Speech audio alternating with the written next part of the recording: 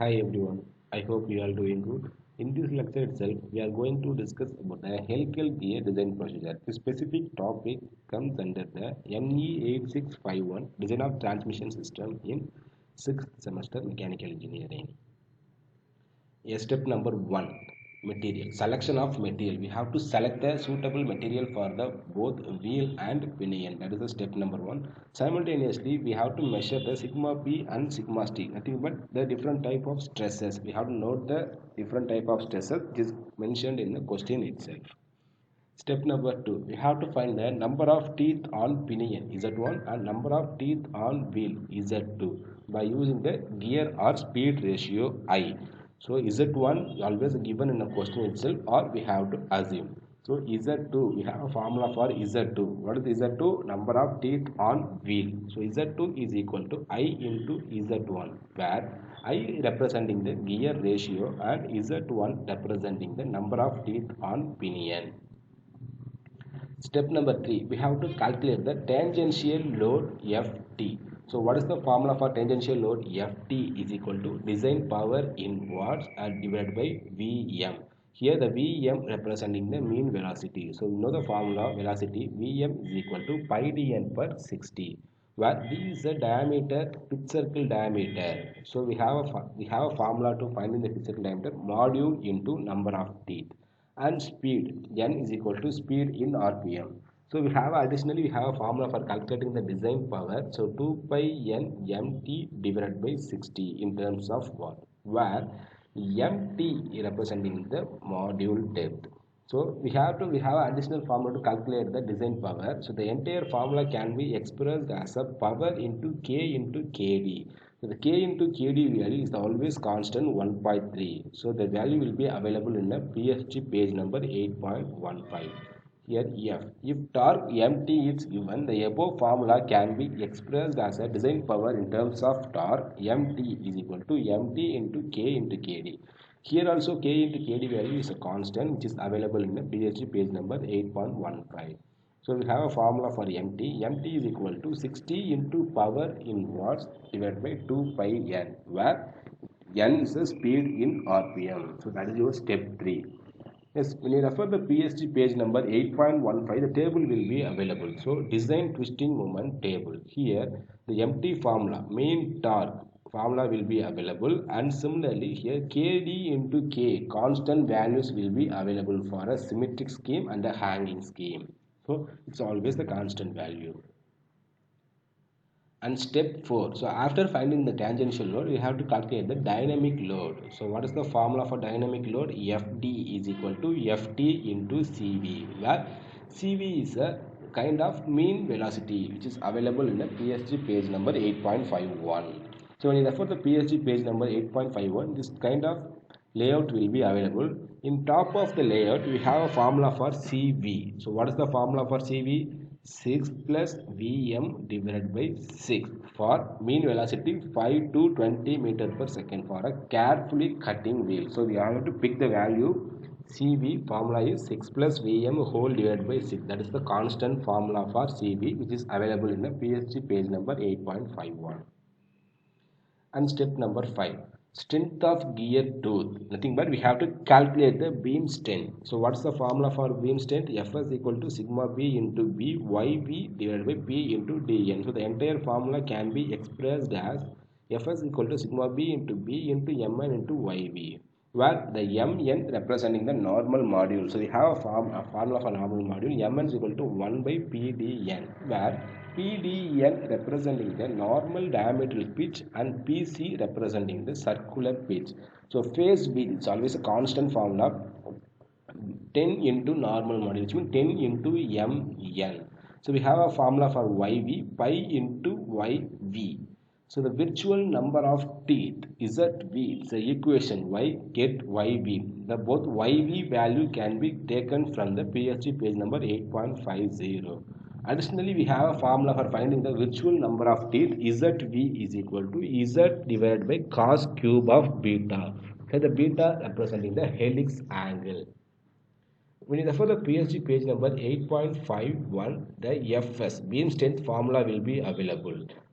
And similarly, FD, dynamic load factor, FW, wear load factor, all those major formulas will be available in a PSG page number 8.51. And when you refer the PSG page number 8.53, the corresponding YV value will be taken. So based on the number of teeth, Z1 or Z2. By taking the Z1 or Z2 value, we can able to take a YV value for a 14 degrees full depth, 20 degrees full depth and 20 degrees sub step. So corresponding number of teeth value, we have to pick the suitable YV value from the PSG page number 8.53. And step 6, calculation the normal module Mn. So when I'm going to compare the both beam strength and dynamic factor, both are in terms of normal module. So that when I'm going to equating the step 4 and step 5, we can be able to find the normal module Mn. So after calculating the normal module, we have to refer the PSG page number 8.2. When you refer the PhD page number 8.2, this kind of table will be available. So after calculating the Mn value, we have to select the standardized module value Mn. So we have one table in PhD page number 8.2, the preferred one, choice 2 and choice 3. So we have to always focus on the preferred values, first column. So for example, I am getting the calculated normal module value in 2. So two values available. So that is the standard normal module value will be taken from the PSG data book 8.2. And the step 7, we have to computation the basic parameters such as phase width, number of teeth and pitch circle diameter. So all those formulas always a constant formula. We have to remember B is equal to 10 into Mn. So normal module value. So normal module value we have calculated in a step 6 itself. So I'm going to substitute in a phase width formula. Easily I'm getting the answer for B. And similarly, we have a formula for Z1, D1 into cos beta by M. Here, the D1 representing the diameter and beta representing the helix angle and Mn is the normal module. Similarly, we have a formula for Z2. Z2 is equal to I into Z1. So, kind of, we have a pitch circle diameter formula. D is equal to Mn Z divided by cos beta. That is the formula for finding the pitch circle diameter for pinion. Similarly, we have finding the pitch circle diameter for wheel D1. So the same formula for D, M into I am replacing the Z1 instead of Z. So the formula will be D1 is equal to Mn into Z1 the whole divided by cos beta. And we have the formula mean velocity pi dn per 60. So these are the basic parameter formulas we have to remember. And step 8, revision of a beam strength is nothing but after finding the normal module we have to recalculate the beam strength. That is step number 8. The same formula Fs equal to B sigma B into Mn into Yb. So we already know all the values. Sigma B from the question itself, we phase with normal module. Yb is a constant value from our PhD data book. So we know all those values. So we have to substitute all those values.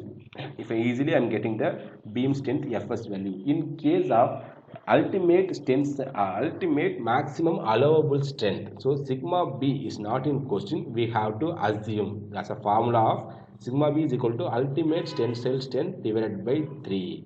So all those values will be available in the PhD page number 8.151. Yes, step 9, recalculating the dynamic load factor based on Buckingham's theorem. When you refer the PSG page number 8.51, so this is the page number 8.53. So after recalculating the Buckingham's theorem based on the dynamic load factor, we have to finding the corrected error. So for example, the two form 14.5 degrees, 20 degrees, full depth 20, step 2. So these are the different categories, and similarly the materials available. So we have to select the step, very beginning step 1 itself. We select the material used for manufacturing both gear and pinion. So that by using this material, we have to select the C value. So C is the corrected error. So that is the first table. And similarly, when you refer the table 42, the based on a normal module value, we have to select the precision gears value. So two different values will be taken from the PhD page number 8.53. Yes, step 10, checking for the design. Sorry. Yes, step 10, we are going to checking the design whether the safe or not. So always the beam strength having the superior value, then we can able to say design is safe. So then that for the condition Fs is greater than or equal to Fd. So that condition, if the question will satisfy this condition, we can able to say design is safe.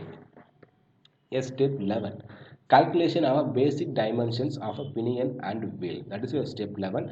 So when you refer the page number 8.22, all those formulas will be available in the PhD page itself. So when you refer the PhD page number 8.22, so the basic parameters such as module, normal module, transverse module, center distance, height factor, bottom clearance, total depth, and pitch diameter or reference diameter. So these are the basic parameter we have to calculate it. So all those formulas will be available in the data book itself. So we can able all those values we are calculated in the previous steps itself. So directly substitute all those values, we can able to find the other parameters from the page number 8.522.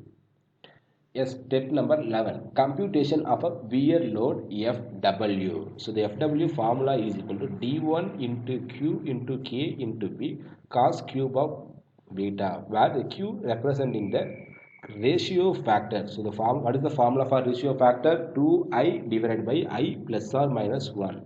So why I mentioned I plus or minus 1. So the plus representing the external gearing and minus representing the internal gearing. So the pinion going to rotate inside the gear, that is called internal gearing. If the pinion going to rotate outside the gear, that is called external gearing. So the based on the gearing condition, we have to select the then whether the plus or minus. So in the PhD page number 8.51, FW formulas will be available. So in the bottom of the table, so FW is equal to B into D1 QK the whole divided by cos squared beta. That is a formula for wear load condition. So we can select this formula and calculate the wear load. Yes, step 13. So checking for the design. So similarly, you are going to check the design whether safe or not. So if the beam strength having the superior value than the dynamic load factor, we can able to say design is safe. And in case, so for example, if the F is having the smaller value than dynamic load factor, we have to increase the phase width or character error value. So if I increase the phase width or character error value, we can able to achieve the desired safe design of helical gear. That is your step 13. A last step, sketch the drive if required. In the question itself, they are asked to draw the sketch for both wheel and pinion. If the condition was mentioned, we have to draw the sketch for both wheel and pinion. The step 14 is always an additional step. We can able to neglect the step. So check, we have to check that design safe or not. That is the main focus. So the step 14 is an additional step. And in this lecture itself, we was discussed about the designing procedure for helical gear and various formulas will be available in the PhD data book. I hope you all understood. Thank you.